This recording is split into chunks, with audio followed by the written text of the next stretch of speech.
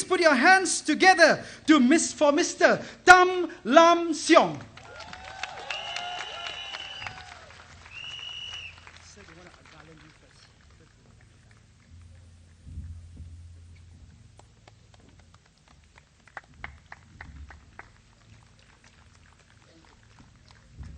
Good evening, fellow Singaporeans, residents of Pasir Ris GRC,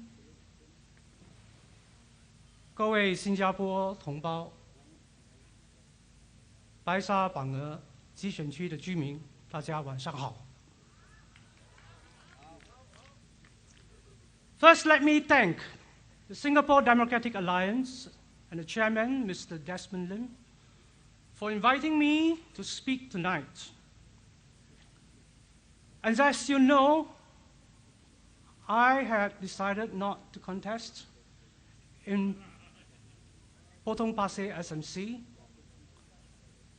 because of the reason that was already given to you by Mr. Singh.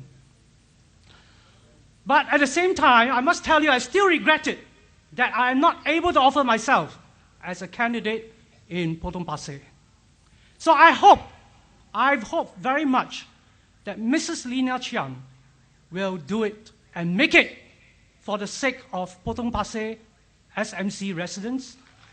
I hope she will win over and take back Potong Pasir SMC from the ruling party.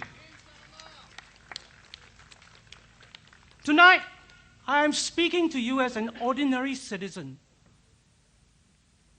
And I know I share with all of you the many thoughts and feelings about what it is really like living in Singapore for most of us. To the outside world, Singapore is a wonderful place to come and live, work, and play.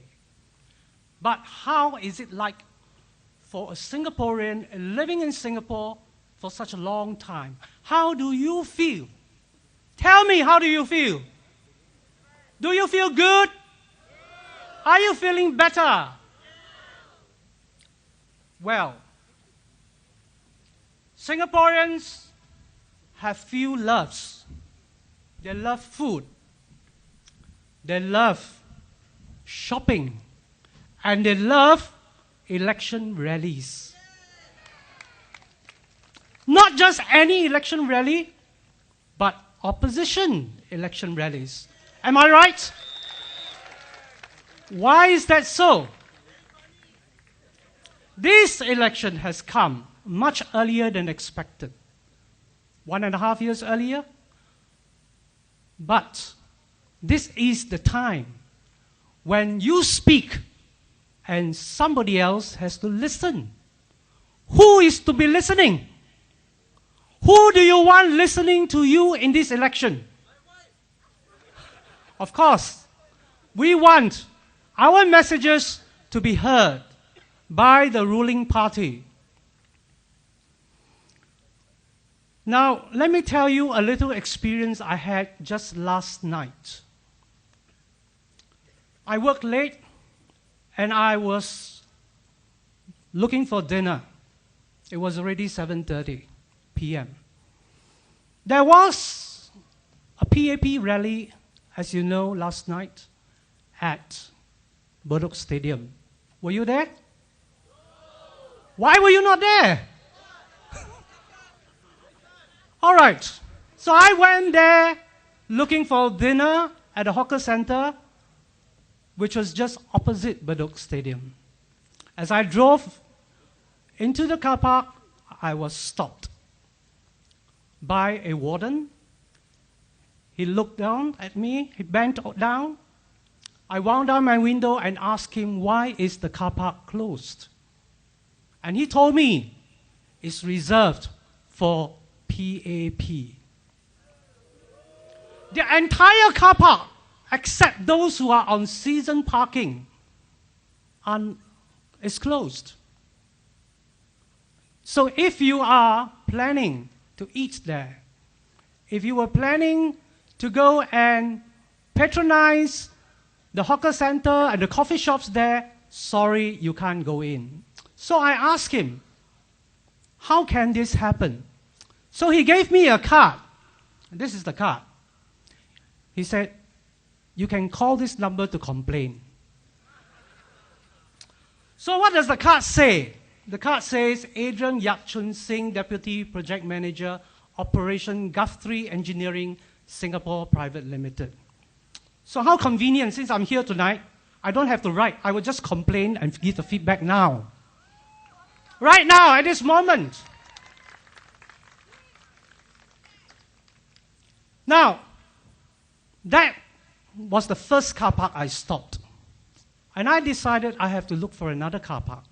So I drove further down. There was a second car park. And the same thing happened. Again, a warden stopped me and said, sorry, the car park is closed.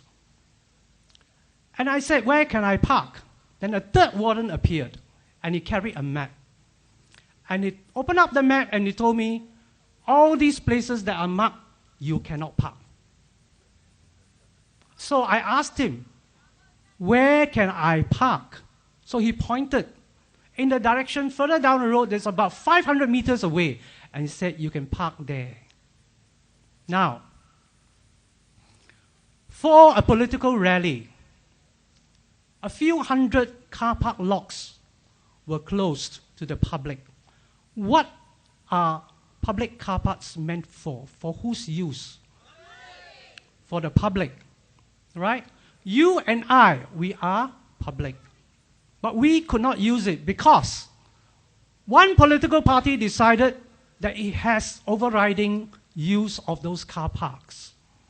Do you like that kind of feeling where you are not treated as though you are not equal to the needs of this other party?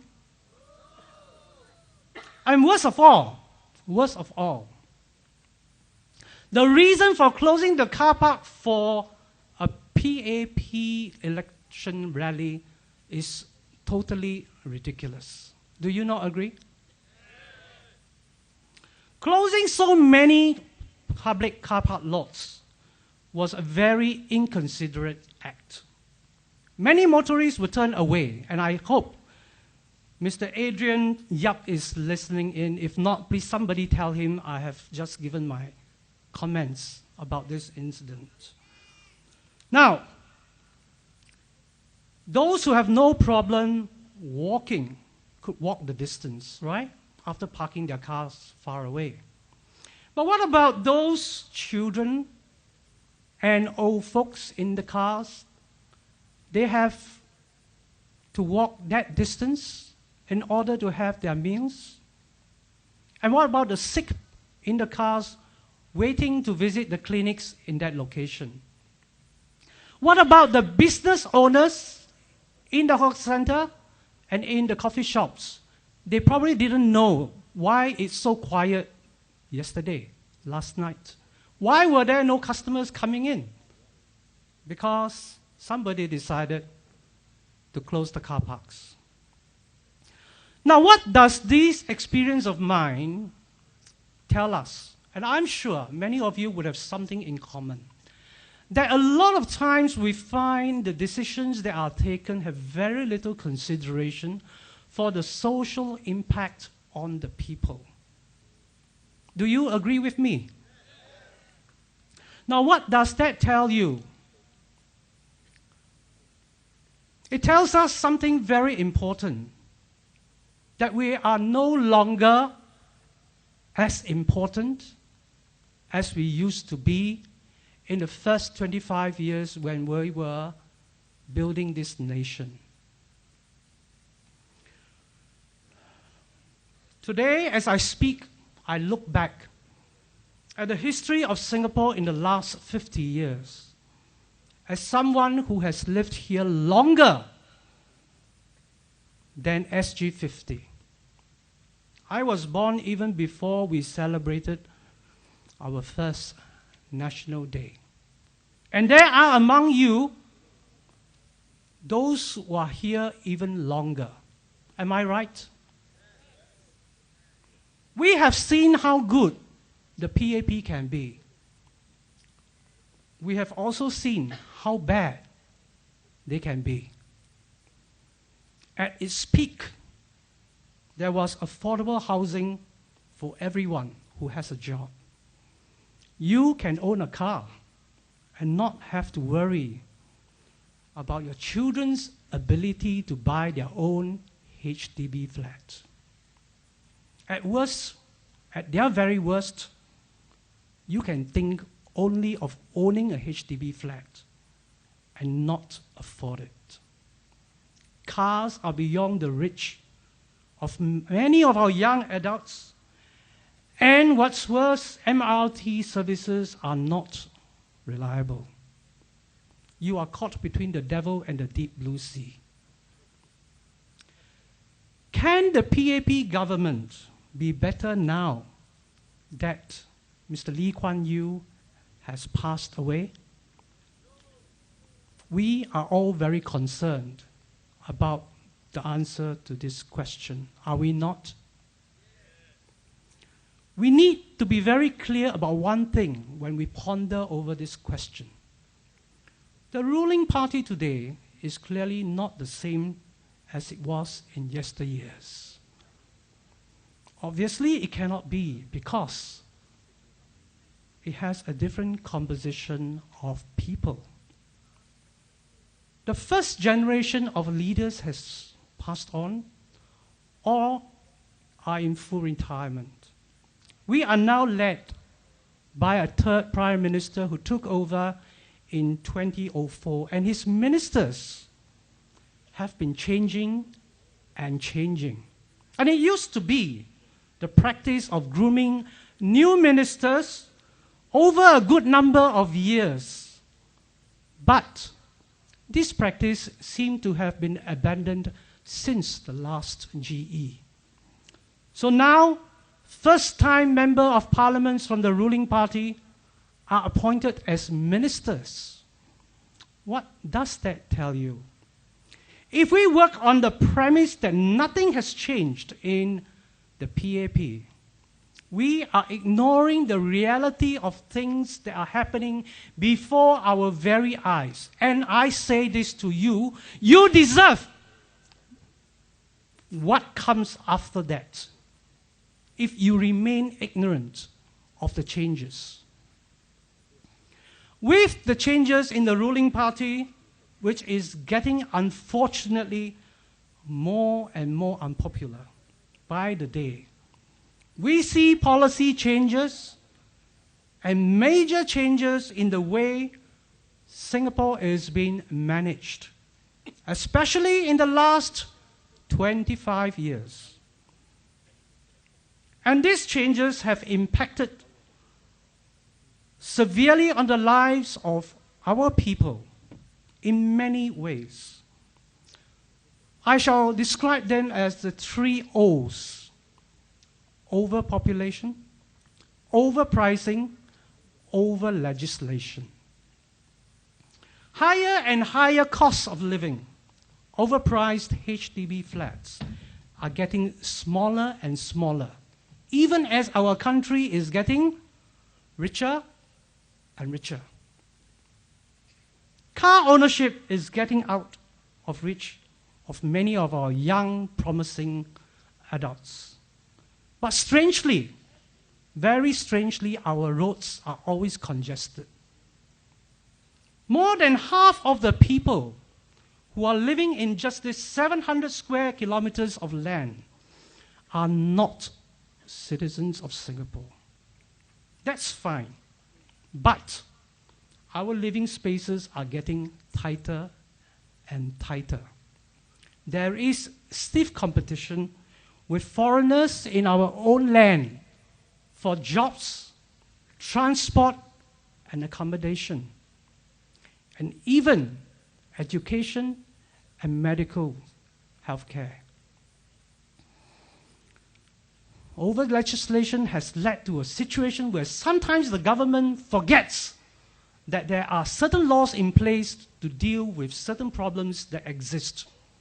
One example, can you remember the Sim Lim Square incidents where a particular retailer was consistently using a certain pattern to mislead its customers?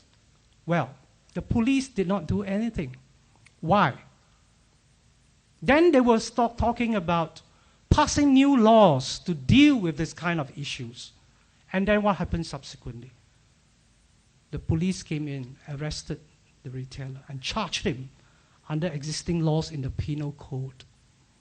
So we do have laws that are already in place. But somehow, because they have passed so many laws, they forget there's already something there to deal with this problem. So, my memory tells me that Singaporeans have always been very hospitable and gracious people. They are easygoing people. Are we not? Yes. If not for that, how could one party have continued to run this country for 50 years? Precisely because we are nice people. Are we not? Now, we are labeled as xenophobic, complacent. Singaporeans are classified as negative, as good at making complaints and lacking talent. They are called greedy and useless, always looking for government handouts.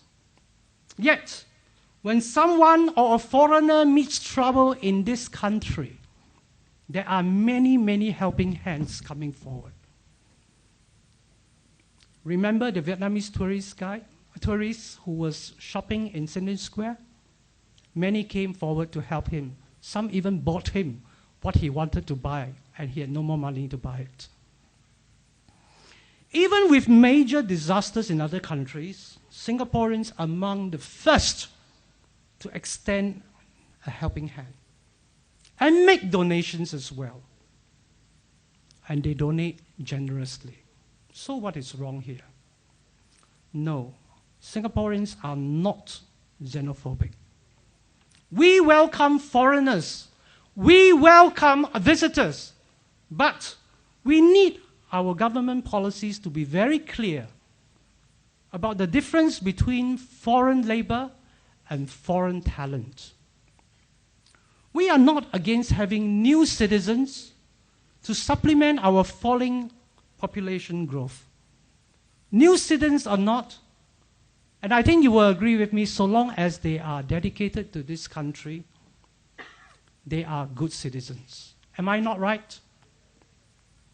But we also need to be careful of how the policy of accepting 15,000 to 25,000 new citizens each year is going to impact upon our limited space and social resources, existing infrastructure, and public amenities, and most of all, our Singaporean identity and national culture that we took so many years to build. Now, I have been told my time is up, although I do have quite a number of things I'd like to share. Perhaps one day I will have time to really share more and more about the deep thoughts I have. But I hope you will remember these last words that I say to you before I leave. And that is, try not to ask what the opposition parties can do for you. Ask them, please, what they can do for this country. Because without this country, you don't have your homes. Without this country, you won't have your lift upgrading. So let's be very realistic about it. This country comes first and foremost before anything else that you need. So therefore, for this election, I wish you all the best. Vote wisely. Thank you very much.